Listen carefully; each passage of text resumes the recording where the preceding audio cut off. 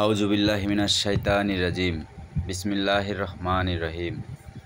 সূরা আর রহমানের শানে নজুল। নামকরণ। প্রথম শব্দটিকেই এই সূরার নাম হিসেবে গ্রহণ করা হয়েছে।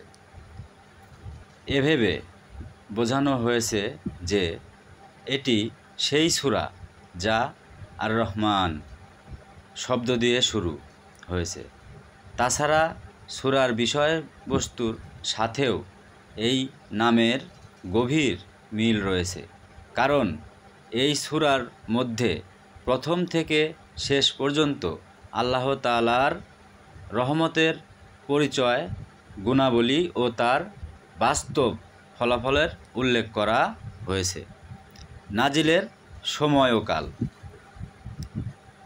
তাফসির বিশারদগণ সাধারণত এই সূরাটিকে মক্কি সূরা বলে আখ্যায়িত করেন, যদিও হযরত আব্দুল্লাহ ইবনে আব্বাস, ইকরিমা ও কাতাদা থেকে কোনো হাদিসে একথা উদ্ধৃত হয়েছে যে এই সূরা মদিনায় অবতীর্ণ।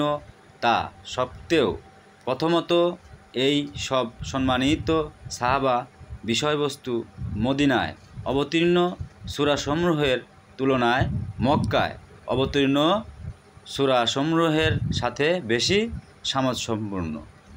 এমনকি বিষয়বস্তু বিচারে একটি মক্কি যুগেরও একেবারে প্রথম দিকে বলে মনে হয়। তাছাড়া বেশ কিছু নির্ভরযোগ্য হাদিস থেকে একথা প্রমাণিত হয় যে এটি হিজরতের কয়েক বছর পূর্বে মক্কাতে নাজিল হয়েছিল। মুসনাদে আহমেদ হযরত আসমা বিনতে আবু বকর রাদিয়াল্লাহু আনহুমা বর্ণনা করেছেন, কাবা ঘরের যে কোণে হাজরে আসওয়াদ স্থাপিত, আমি হারাম শরীফের মধ্যে সে কোণের দিকে মুখ করে রাসূলুল্লাহ সাল্লাল্লাহু আলাইহি ওয়াসাল্লামকে নামাজ পড়তে দেখেছি। তখনও পর্যন্ত আল্লাহর নির্দেশ, তোমাকে যে নির্দেশ দেওয়া হয়েছে তা প্রকাশ্য বলে দাও, নাজিল হয়নি। সে নামাজে মুশরিকরা তার মুখ থেকে কথাটি শুনেছিল। এ থেকে জানা যায় যে এই সূরাটি সূরা আল হিজরের পূর্বেই নাজিল হয়েছিল।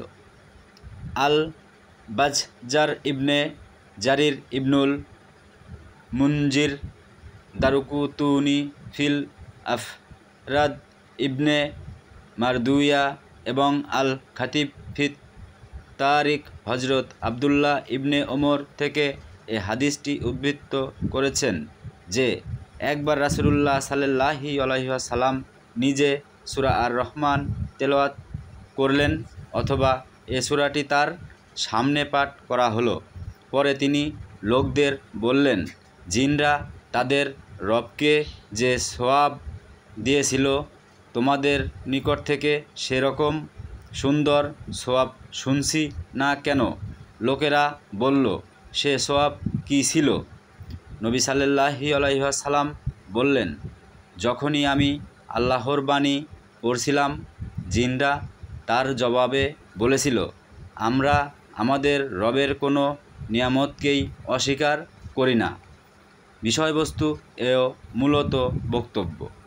এটাই কুরআনের মাজিদের একমাত্র সূরা যার মধ্যে মানুষের সাথে পৃথিবীর ওপর একটি স্বাধীন সৃষ্টি জিনদেরকেও সরাসরি সম্বোধন করা হয়েছে এবং উভয়কেই আল্লাহর কুদরতের পরিপূর্ণতা, তার সীমা সংখ্যাহীন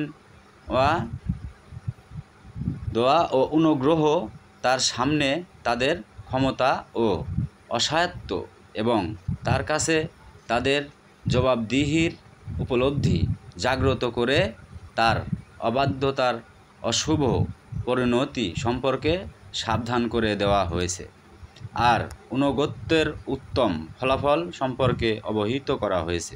যদিও পবিত্র কুরআনে কয়েকটি স্থানে এ বিষয়ে পরিষ্কার বক্তব্য রয়েছে, যা থেকে স্পষ্ট জানা যায় যে জিনরা ও মানুষের মতো স্বাধীন, ক্ষমতা ও কর্তৃত্ব সম্পূর্ণ দায়িত্বশীল সৃষ্টি।